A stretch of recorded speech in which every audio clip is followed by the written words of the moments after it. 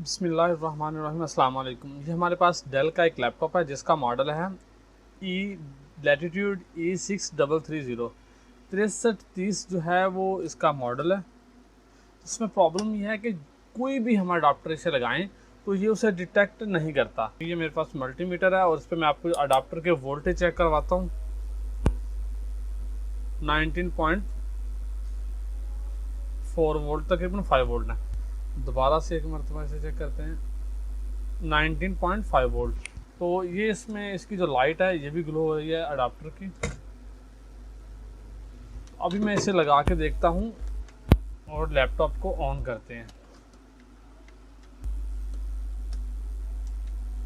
Power का button press किया है, लैपटॉप जो है वो ऑन हो गया। यहाँ पे जो एलईडी है बैटरी की वो नहीं ऑन हुई और यहाँ पे हमें बैटरी लो का इंडिकेटर दिखने को मिल रहा है। यहाँ पे बैटरी लो बोल रहा है, यहाँ पे बैटरी लो बोल रहा है और यहाँ पे नीचे भी बैटरी लो का इंडिकेटर जो है वो आ रहा है कि बैटरी जो है वो लो है। तो मैं F2 करता हूँ, सेटअप में चले जाते हैं।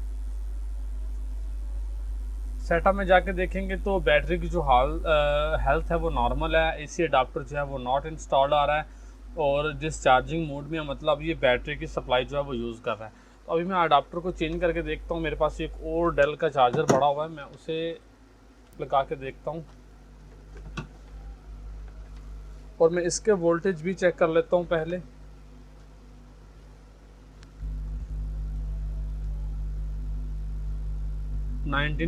तकरीबन 5 वोल्ट आ रहे हैं। तो अब मैं इसे लगाता हूँ।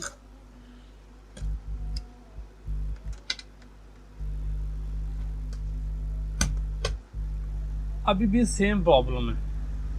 तो मैं इसे अब डीसी पावर सप्लाई से कनेक्ट करता हूँ, क्योंकि डीसी पावर सप्लाई से कनेक्ट करने से हमें ये पता चल जाएगा कि अभी ये जो चार्जर की पावर यूज़ कर रहा है या हमारे बैटरी की। तो मैं दोबारा से यहाँ पे प्लग करता हूँ डीसी पावर सप्लाई, और अगर आप डीसी पावर सप्लाई पे देखें तो कुछ भी फ़र्क नहीं पड़ा डीसी पावर सप्लाई को। और यहाँ पे भी सेम कंडीशन है, लैपटॉप की स्क्रीन पे भी, और बैटरी जो है वो 1% डाउन भी हो गई है। तो इसका मतलब है जो प्रॉब्लम है वो लैपटॉप के मदरबोर्ड में है। तो अभी हम इसे डीअसेंबल करते हैं और फिर इसे चेक करते हैं कि इसमें प्रॉब्लम क्या है।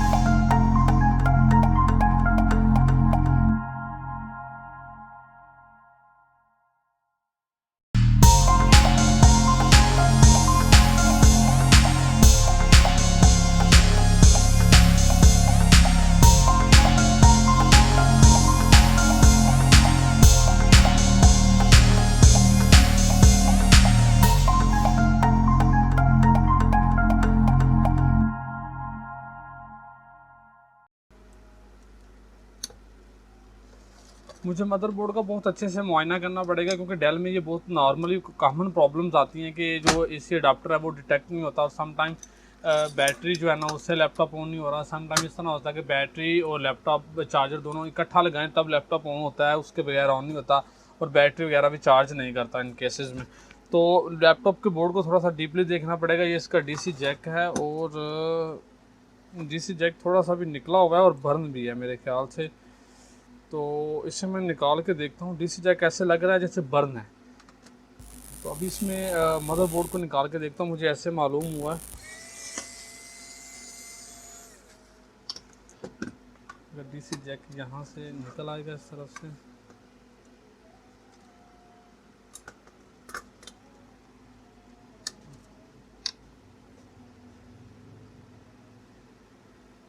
अगर आपको ठीक से दिख रहा है तो डीसी जैक जो है वो इसका बर्न हुआ है, और इसे कुछ भी नहीं है। मैं इसे मदरबोर्ड के ऊपर जो जैक लगा हुआ है उससे भी देख लेता हूँ एक मरतबा, उसमें कुछ प्रॉब्लम ना हो। और ये मेरा पास आ गया है डीसी जैक। अगर आपको ठीक से नज़र आए तो इस मदरबोर्ड का जो डीसी जैक है उसकी एक पिन जो है वो आपको बड़ी ब्लैक सी नज़र आ रही है। अगर आपको ये वाली पिन, ये डीसी जैक ही डैमेज है इस मदरबोर्ड में, और कोई भी प्रॉब्लम नहीं है। तो अभी मैं इसे थोड़ा सा देख लेता हूँ मज़ीद। जी बिल्कुल, इसकी एक पिन जो है वो डैमेज है, और इस तरफ से अगर मैं देखूँ तो ये दरमियान वाली एक पिन जो है ये ख़राब है। ये शायद इसकी पावर की है। अभी देख लेते हैं वो पिन कौन सी है।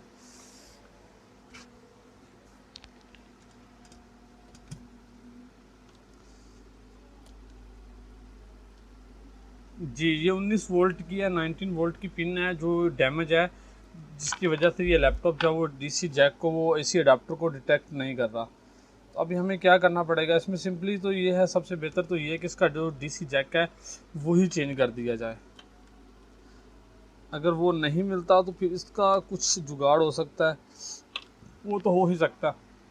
तो मेरी प्रायोरिटी ये है कि मैं इस डीसी जैक को ढूंढूँ और डीसी जैक जो है वो रिप्लेस कर दूँ, और इस पिन को थोड़ा सा किसी तेज़दार आले की मदद से थोड़ा सा क्लीन कर दूँ। तो मैं डीसी जैक ढूंढता हूँ, अगर मुझे मिल जाता तो।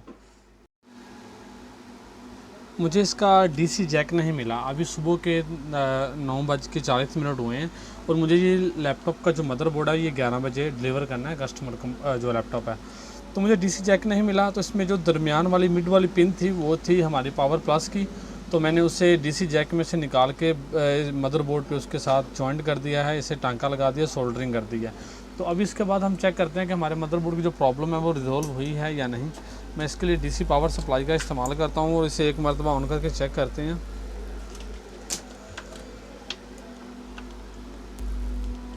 आप देख सकते हैं जैसे मैंने पावर प्लग किया है मदरबोर्ड जो है वो हमारा ऑन हो गया, और यहाँ पे ऑफ़ हो गया। दोबारा मैं यहाँ से बटन प्रेस करता हूँ, ये फिर से ऑन हो गया। डीसी पावर सप्लाई की तरफ देखिए, वहाँ पे भी मदरबोर्ड ऑन। इसमें एक्चुअल आरटीसी बैटरी नहीं है, तो ये बार बार ऑन होगा ऑफ़ होगा, तो उसके बाद ये डिस्प्ले देगा। तो मैं अभी एक चार्जर की मदद से भी चेक करता हूँ, चार्जर उससे चला के देखते हैं चार्जर से ऑन होता है या नहीं।